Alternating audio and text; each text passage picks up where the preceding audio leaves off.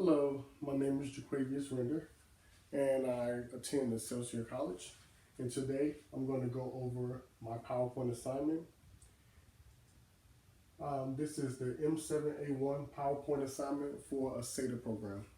So this is basically talking about the security awareness and training for an organization. So we're going to start.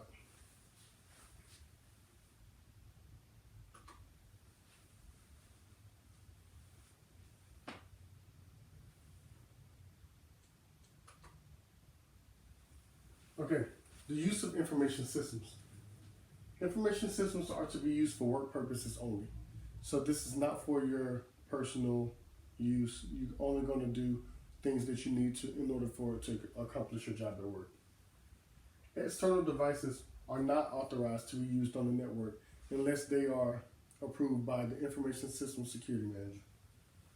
You are to report any suspicious activities to the appropriate personnel. And lastly, never leave your unlocked workstation unattended.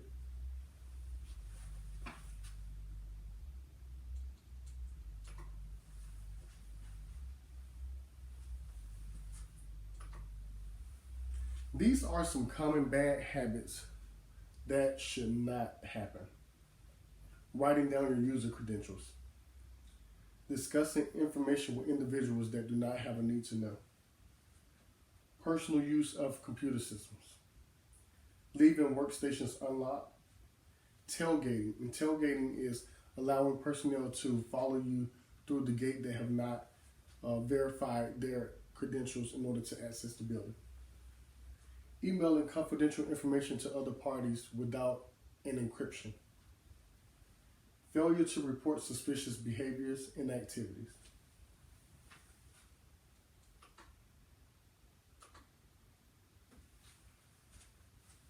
Some more common threats.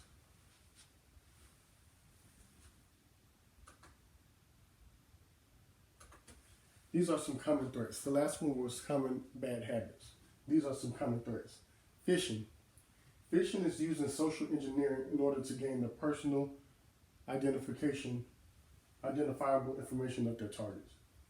Viruses. Most common threat that involves infected software spreading from one system to another. A Trojan horse. This threat deals with hackers trying to trick their employees into allowing them into an environment that is usually secure.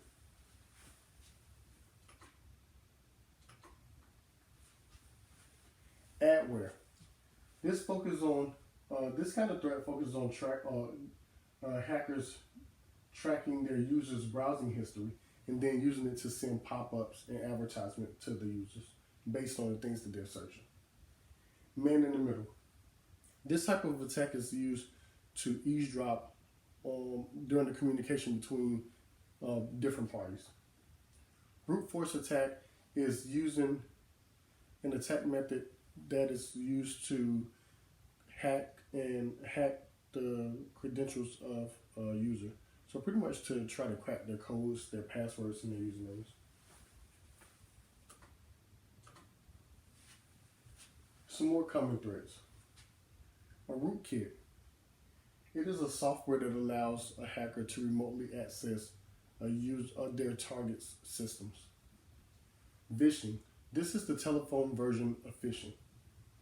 So pretty much you're trying to obtain the personally identifiable information of your intended target through the telephone. Spyware.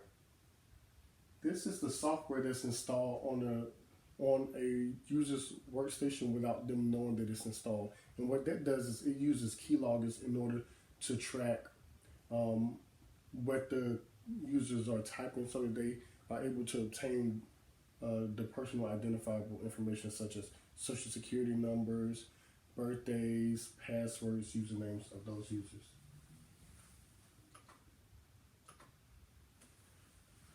Best practices. These are some best practices that should occur. Locking your workstation when you leave it. Securing your common access card at all times. Challenge suspicious personnel. If you know that it's someone that has entered your space and is someone that you are not familiar with, you want to challenge them and pretty much ask them for their identification and their purpose of being in that space. You want to transport information using the correct classification folders. If it's secret, it should be transported in the secret folder. If it's top secret, you want to transport it in the top secret folder.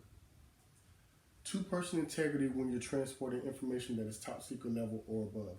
Two-person integrity means that there are always two people that's with that information at all times, and never just one. Create complex passwords and usernames. This is very important because you want to make sure that your passwords are not easy to hack by an attack such as brute force, like I spoke about earlier.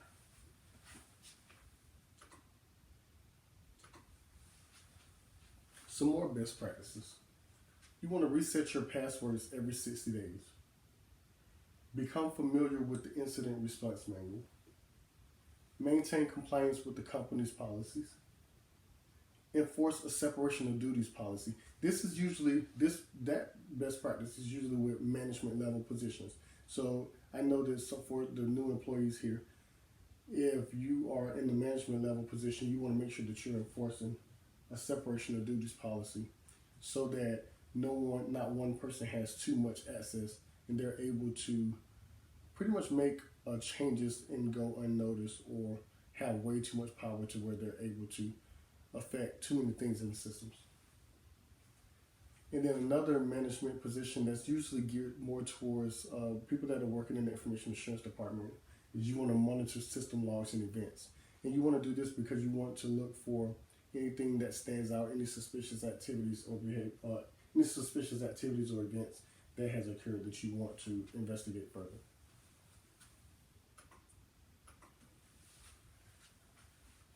Then we're going to go over the responsibility of employees. Your responsibility is to abide by the acceptable use policy. Be aware of your surroundings. Information security is the responsibility of everyone. Report suspicious activities and report suspicious behaviors. These are the consequences of violations. Violation number 1 is a verbal warning or a written canceling.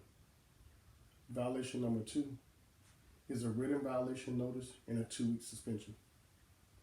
Violation number 3 is a termination of employment. This concludes my PowerPoint and my video, and these are my references. Thank you. Have a nice day.